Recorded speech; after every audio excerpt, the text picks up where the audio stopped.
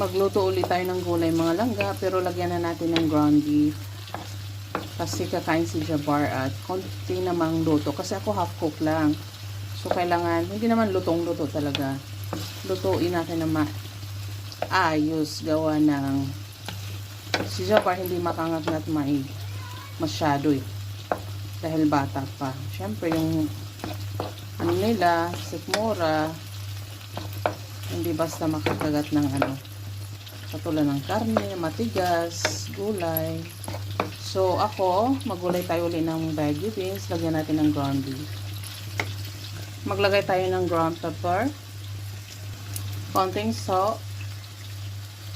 Haluin. Pwede na natin lagay yung gulay natin. At haluin. Ganun lang. Mga langga, maglagay din tayo ng soy sauce, pampakul.